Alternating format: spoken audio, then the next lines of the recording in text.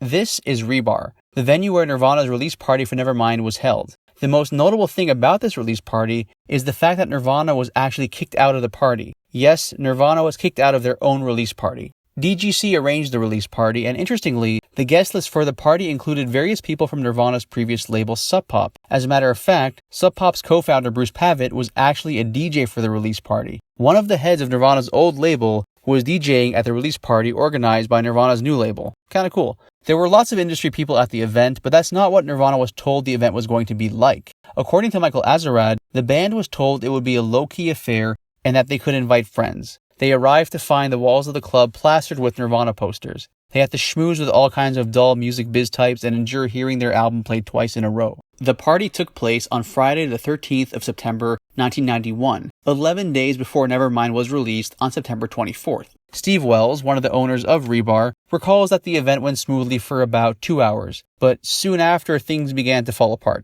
I noticed that Kurt, Chris, Dave, and others kept going up into the DJ booth, and they were obviously getting drunker and drunker, way more than they could on beer. Then the free beer ran out and things started to get kinda rowdy. After the band finished ripping all the posters off the walls, Chris heaved a tamale at Kurt. Kurt remembers retaliating with a salvo of guacamole. Soon, food was flying everywhere, with no regard for the industry geeks whose suits were getting splattered. It was around this point in time that the bandmates were removed from the venue. Chris Novoselic recalls him, Kurt, and Dave laughing about the fact that they had just been kicked out of their own record release party. Kurt, Chris, and Dave spent some time in the alley by the side of the building for a while, joking around and talking through a window to their friends who were still inside the venue. After a while, the Nirvana guys got into a limousine that their publicist, Susie Tennant, had rented, and they went over to Jeff Ross's loft where they continued to party, Jeff Ross being one of the people who printed many of Nirvana's t-shirts. Nirvana, however, was soon kicked out again, this time for setting off some fire extinguishers. They eventually ended up at Susie Tennant's house in the Capitol Hill area of Seattle, where they closed off the night with a destructive final stand, one that included slingshots and eggs, microwaves, etc.